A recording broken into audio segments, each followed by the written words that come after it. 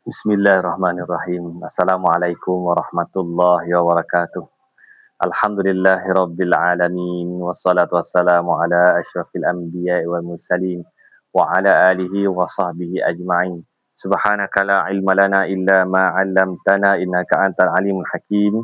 Rabbi shrah li sadri wa yassir li amri wahlul 'uqdatam min lisani yafqahu qawli. Allahumma faqihna fid din wa 'allimna ta'wil wahdina ila sawa'is sabil. Allahumma wafiqna lima tuhibbu wa tarda waj'al akhiratana khairan minal ula. Radina billahi rabba wa bil islami dina wa Muhammadin nabiyya wa rasula amma ba'd. Apa khabar semua sidang penonton yang dirahmati yang dikasihi Allah Ta'ala sekalian. Semoga semua sentiasa berada di bawah rahmat Allah Subhanahu Wa Ta'ala. Pertamanya kita banyakkan syukur kepada Allah Subhanahu Wa Ta'ala. Syukur kepada Allah Ta'ala yang sudi mengurniakan nikmat iman dan Islam kepada kita. Alhamdulillah, dikurniakan kita iman dan Islam sejak kecil lagi. Kan ada di kalangan kita yang lahir dalam agama Islam. Alhamdulillah, banyakkannya begitulah pendengar-pendengar ni semua. Kan, dan ini adalah satu nikmat yang besar yang Allah Ta'ala kurniakan kepada kita. Alhamdulillah, kita banyakkan kesyukuran kita kepada Allah Subhanahu Wa Ta'ala atas segala nikmat Allah Ta'ala itu. Salawat dan salam kepada junjungan besar Nabi Muhammad sallallahu alaihi wasallam. Allahumma salli ala sayyidina Muhammad wa ala ali Muhammad.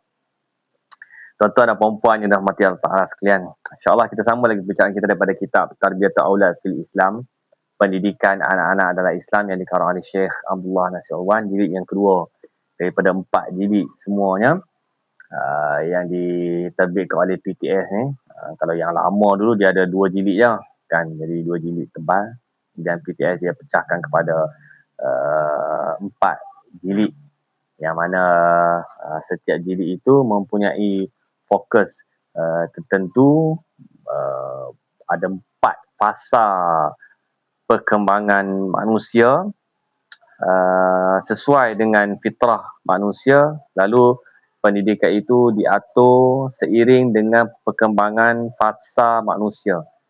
Yang menciptakan kita adalah Allah Subhanahu Wa Ta'ala, dan Allah Ta'ala membekali kita selepas penciptaan kita dengan sistem tarbiyah manusiawi. Bagaimana nak melahirkan seorang manusia, membentuk seorang manusia menjadi seorang manusia. Jadi ada 4 fasa dalam kehidupan, yang mana kalau siapa tuan-tuan dan puan-puan yang mengikuti kuliah kita sejak dari awal dulu, dan fasa pertama ni, jadi dalam kitab ni dia buat satu poster panjang mengikut fasa kehidupan manusia kan. Fasa yang pertama adalah perumpamaan macam pokok kecil tu, yang bermula daripada pemilihan biji benih dia yang baik dan ditanam. Kemudian fasa yang kedua, apabila biji benih tersebut telah membesar menjadi satu pokok yang renek, yang baru nak mula membesar. Jadi bagaimanakah cara nak memelihara pokok tersebut, dan dianalogikan kaedah itu melalui fasa manusia berumur 0 sehingga 7 tahun. Lepas tu fasa yang ketiga, pokok sudah mula membesar dan dianalogikan umur 7 hingga 17 tahun. Jadi apa, sebagai seorang ibu bapa, sebagai seorang guru, sebagai seorang pentarbiah, apakah yang wajar, yang patut dilakukan dalam pendidikan.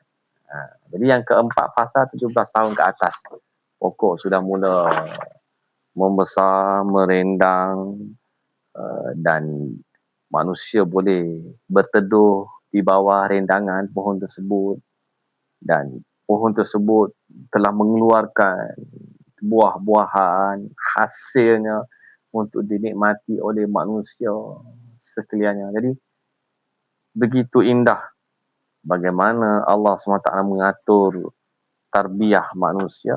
Tinggal lagi kita mengambilnya dan kita amalkan dalam kehidupan kita. Tuan-tuan dan puan-puan yang mati Allah Ta'ala sekalian, siapa yang kitab ni boleh tengok buka surat 236. Surat 236, kesimpulan. Kesimpulan kepada bab yang ini, iaitu bab yang kedua. Kesimpulannya muka surat 237. 236, 237. Rasulullah SAW memberikan penekanan sejak awal lagi berkenaan pengejaran asas iman, rukun Islam dan prinsip syariat. Mencintai Rasul, mencintai ahli keluarganya, para sahabat dan pemimpin, serta membaca Al-Quran. Jadi Rasulullah SAW dalam pendidikan Nabi SAW menekankan tentang aspek perkara asas tentang iman. Jadi selepas itu Tok Guru kita pun membuatkan kajian, membuat perincian tentang ilmu akidah.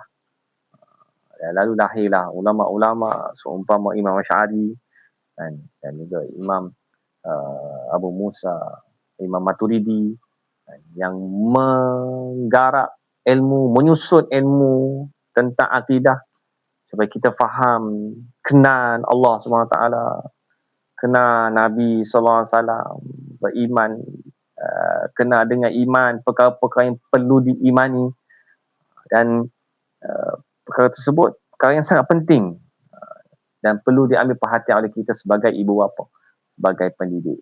Sebab itulah yang akan membentuk diri dia, membentuk jati diri anak-anak tersebut apabila mereka meningkat dewasa. Ia bertujuan supaya anak dibesarkan dengan iman yang sempurna, akidah yang kuat dan cinta kepada generasi pertama, cinta kepada Nabi SAW, cinta kepada para sahabat radhiyallahu anhum. Jadi perkara tersebut perlulah kita titik beratkan dalam tarbiyah anak-anak kita. Kan, anak-anak ni sangat fragile. Apa yang dia baca, apa yang dia tengok, apa yang dia tonton. Yang tonton ni masalah sekarang ni. Kan, mak bapak tak mau pening kepala, bagi telefon ke anak. Biar anak belajar sendiri, explore sendiri. Entah apa yang dia explore, apa yang dia tengok, apa yang dia pelajar. Jadi kita kena sentiasa perhatikanlah. Sebab itulah akan membentuk dia pada masa hadapan. Akidah yang kuat, cinta kepada generasi pertama. Jadi macam mana nak cinta kalau tidak kenal? Kalau kita tidak mengambil peranan untuk memperkenalkan anak-anak kita ini kepada Nabi SAW, kepada para sahabat radhiyallahu anhum yang banyak berkhidmat untuk agama, yang banyak berkorban untuk agama. Kenal dengan Sayyidina Abu Bakar Siddiq radhiyallahu anhu, kenal dengan Sayyidina Osman, Sayyidina Umar, Sayyidina Ali, para sahabat, 10 sahabat yang dijanjikan dengan syurga, para sahabat yang berjumlah ratusan ribu yang bersama-sama dengan hidup bersama-sama dengan Nabi SAW. Jadi kitalah berperanan untuk memperkenalkan kepada mereka dengan asas kukuh dalam diri. Selepas mencapai usia dewasa, mereka tidak terpengaruh dengan dakwah puak etis, dakwah orang-orang kafir. Kan? Walaupun lahir sebagai seorang Islam, ia tidak menjamin kefahaman dia tentang Islam. Di sana perlu ada usaha oleh kita sebagai ibu bapa. Kena berusaha memastikan anak-anak ini beriman dengan ilmu yang disampaikan kepada mereka, dan mereka beriman dengan ilmu tersebut. Dan ianya berupaya untuk menjadi benteng yang kukuh kepadanya di masa hadapan, kerana pada masa hadapan cabaran sangat dahsyat. Kan? Kiri, kanan, depan, belakang, manusia berhadapan dengan cabaran yang sangat dahsyat. Maka di sana memerlukan inner strength, kekuatan dalaman. Sewajarnya ibu bapa dan pendidik mendidik anak mereka asal-asal ini demi memelihara akidah mereka daripada kesesatan, daripada etisme, daripada kerosakan. Jadi ni tuan kitab ni buat kesimpulan lah, kan, kesimpulan kepada apa yang kita bicarakan sebelum-sebelum ni. Antara dasar yang dipegang oleh para pendidik dan akhlak ialah anak dilahirkan dalam fitrah mentauhidkan Allah Ta'ala. Memang anak ni lahirnya asasnya fitrah. Fitrahnya adalah mentauhidkan Allah Ta'ala. Yang ini disebutkan Nabi SAW. Bahawa kullu mauludin yuladu ala fitrah. Semua yang lahir, anak-anak yang lahir, kalau tidak dirosakkan pemikiran mereka, mereka akan mentauhidkan Allah SWT. Sejak fitrah gitu. Macam kalau zaman dulu disebut sebagai agama Hanif. Agama Hanif maksudnya digelar orang-orang yang Hanif, kan? Orang yang mengalami fatrah tempoh tiada Nabi. Nabi tak turun, wahyu pun dah mula tidak diamalkan, dah hilang. Jadi ada antara mereka yang memang fitrahnya baik. Macam keluarga Nabi SAW. Sebelum Nabi SAW dilantik menjadi Rasul, mereka mempunyai fitrah yang baik. Tauhid kepada Allah Subhanahu Wa Taala. Kan, tidak dirosakkan, tidak menyembah berhala, tidak menyembah patung, tak makan benda-benda yang haram. Dia dah jadi, orang kata apa? Itu fitrah dia. Sesuai dengan fitrah dia. Kan? Mana ada orang yang makan benda yang haram, benda merosakkan, kalau tahu dia benda tu merosakkan. Orang yang berfikir secara logik lah. Kan? Benda tu merosakkan minda, arak contohnya, merosakkan akal. Tinggal lagi nafsu yang mendorong dia menginginkan benda tu. Sedangkan akal warasnya akan berkata bahawa ini tak elok. Kan? Boleh merosakkan akal, boleh membuatkan orang tu jadi gila, jadi bukan manusia. Kan? Baru ni dah tengok scroll dalam mana media sosial, kan, dia pun ambil gambar orang mabuk di Bukit Bintang. Kan, dah jadi macam Amerika dah kita ni dekat Malaysia ni. Lagi teruk lagi ada. Kan, bergelimpangan duduk di luar kawasan-kawasan disko, mabuk-mabuk. Menjatuhkan maruah, orang duduk rakam, dia duduk tidur tepi jalan. Jadi adakah ini manusia yang kita nak dalam masyarakat kita? Tentunya ia bertentangan dengan fitrah manusia itu sendiri. Kan? Antara dasar yang dipegang oleh pakar pendidikan dan akhlak ialah anak dilahirkan dalam fitrah mentauhidkan Allah, beriman dengan Allah dan suci daripada segala maksiat. Maka apabila anak dibesarkan dalam suasana pendidikan yang melahirkan kesedaran di dalam rumahnya, didedahkan lagi dengan cara pergaulan yang baik, dibimbing dalam suasana pembelajaran berteraskan iman, sudah pasti anak itu membesar dengan asas iman yang kukuh. Dia dah lahir dah suci, bersih, macam ibarat kain putih. Kemudian selepas lahir, hidup pula dalam keluarga yang menjaga fitrah kebersihan kain tersebut. Maka sudah tentulah apabila dia berbesar, dia akan membawa kain putih tersebut dalam kehidupannya, menyelimuti dirinya dengan kain putih tersebut sebagai satu benteng kepada diri dia. Kan? Asas iman yang kukuh, akhlak yang terpuji, pendidikan yang baik. Kan? Jadi Allah Ta'ala menjelaskan perihal fitrah keimanan ini di Al-Quran. Ditegaskan dalam hadis-hadis Rasulullah SAW dan pakar-pakar pendidikan. Allah Ta'ala menjelaskan dalam surah Rum ayat 30. fitratallah allati fataran nasa 'alaiha la tabdila li khalqillah. Fitrah Allah yang menciptakan manusia untuk menerimanya. Tidaklah patut ada sebarang perubahan pada ciptaan Allah Subhanahu Wa Taala itu. Benda dah elok dah, tapi dirosakkan. Badan dah cantik dah, tapi ditatukan kononnya demi art atau kesenian. Rosak habis badan. Badan dah sihat elok, tapi dirosakkan dengan arak, dirosakkan dengan dadah, bertentangan dengan fitrah. Akal dah elok dah, mentauhidkan Allah SWT, tapi dirosakkan dengan liberalisme, sekularisme, animalisme, materialisme, rosak. Tidaklah patut ada perubahan pada ciptaan Allah Subhanahu Wa Taala itu. Yang kedua, Rasulullah SAW juga menegaskan perkara ini dalam sebuah hadis yang direkodkan oleh Imam Al-Bukhari dari Abu Hurairah radhiyallahu anhu. Rasulullah SAW menerangkan, setiap anak dilahirkan dalam fitrah.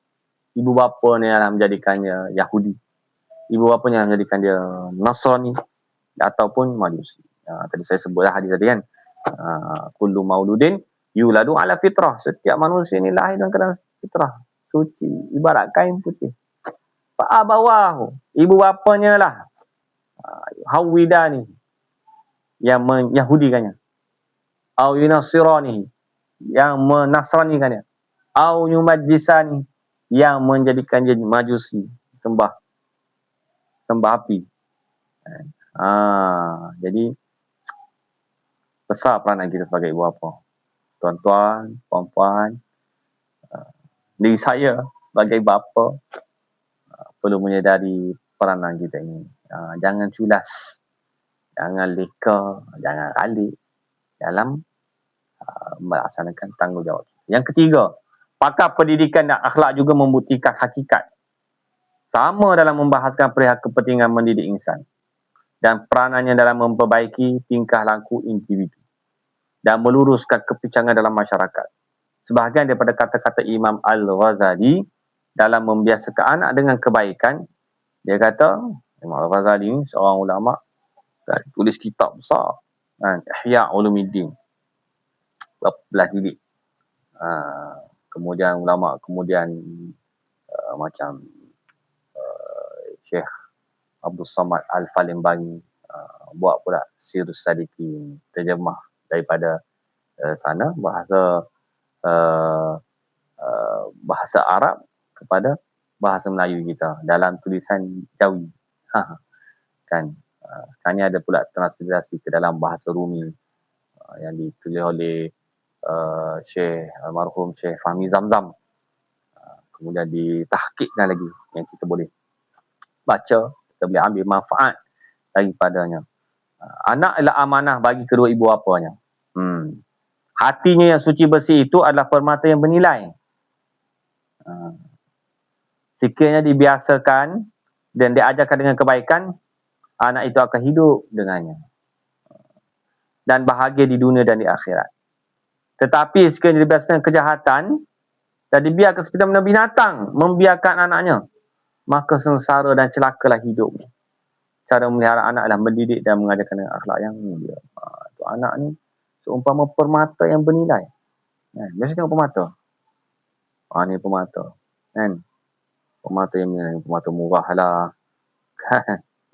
Berlian. Kan? Permata murah. Permata yang bernilai. Jadinya, sekiranya dibiasakan, diajarkan, digilap, dijaga, dipelihara elok-elok, maka ia akan bernilai. Bernilai di dunia dan bernilai di akhirat. Tapi kalau disalah letak tempat, dibiarkan begitu sahaja, dengan kekotoran, dengan habuk, tak digilap, tak dijaga, tak dipelihara, tak diletak di tempat yang sepatutnya, maka akan sengsaralah dan celakalah hidup. Alangkah indahnya kata-kata penyair seperti di bawah ini. Anak-anak muda kami dibesarkan dengan apa yang dibiasakan oleh ayahnya. Tetapi seseorang itu tidak beragama dengan keintelektualannya, tetapi keluarganya lah yang membiasakannya dengan beragama. Begitu penting sekali. Sangat crucial, very crucial. Sangat penting tentang keluarga ini. Maka kita suatu muhasabah untuk kita sebagai ibu bapa, supaya kita jaga betul-betul keluarga kita, kan, ambil peranan masing-masing, ambil tanggungjawab ini, supaya apa yang kita lahirkan akan membesar menjadi pohon yang rindang, yang besar, yang boleh menaungi manusia di bawahnya, yang boleh memberi manfaat kepada manusia lain daripada hasil-hasilnya. Buah-buahan yang enak, buah-buahan yang baik, buah-buahan yang segar, yang terpelihara. Daripada perbincangan ini kita ketahui, anak yang dibesarkan dalam keluarga yang rosak, belajar di persekitaran yang tidak sihat dan bercampur dengan masyarakat yang rosak, membesar dengan akhlak yang buruk dan terdedah kepada kekufuran.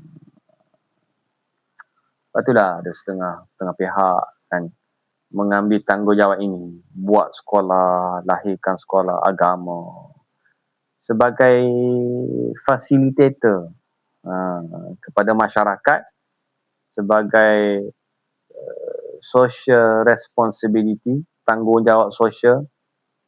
Walaupun ada setengah-setengah sekolah ni, sekolah agama rakyat contohnya, kan, mengambil yuran yang sangat minimum, bukannya orang kata apa,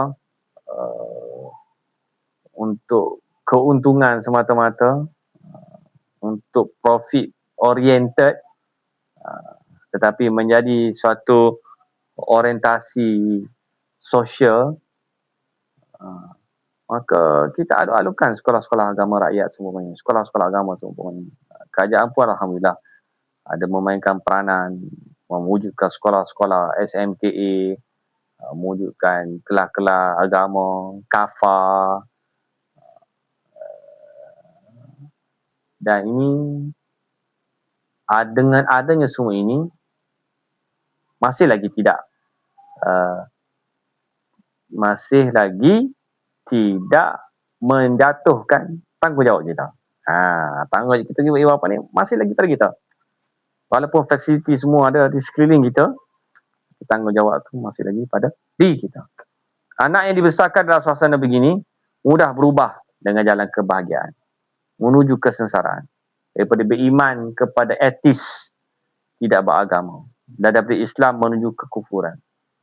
Kadang-kadang sedih juga lah tengok dalam media sosial kan, ada pengakuan setengah manusia yang mengaku bahawa dia ni Islam hanya pada nama. Dan aku pun tak tahu sebab apa aku Islam. Jadi siapa yang kita nak mempertanggungjawabkan tentang perkara ini? Apabila manusia ini lahir dari keluarga yang manusia ini telah melahirkan kata-kata tersebut, kan? Aku semayang, aku pun tak tahu sebab apa aku semayang. Aku Islam sebab aku pun tak tahu sebab apa aku Islam. Puasa, orang lain puasa, aku pun puasa. Pada ketika itu sukar mengambilkan mereka ke pangkat iman dan kekufuran. Mudah-mudahan Allah Ta'ala pelihara kita semua. Pelihara diri saya, pelihara keluarga saya, pelihara diri tuan-tuan dan puan-puan, pelihara keluarga tuan-tuan dan puan-puan, dalam kehidupan yang serba mencabar ini. Dalam membincangkan fitrah dan kaitan dengan pendidikan anak, berikut adalah beberapa gambaran realiti masyarakat kita yang hidup dalam persekitaran yang rosak, supaya kita dapat bersama-sama mengetahui faktor yang mendorong kepada keruntuhan akhlak dan akidah anak. Gambar ini juga diharapkan dapat menyediakan kita, sekiranya ibu bapa mengambil mudah dalam soal mendidik anak, kebiasaan itu akan membawa kepada kerosakan dan kekufuran. Ada 5 perkara.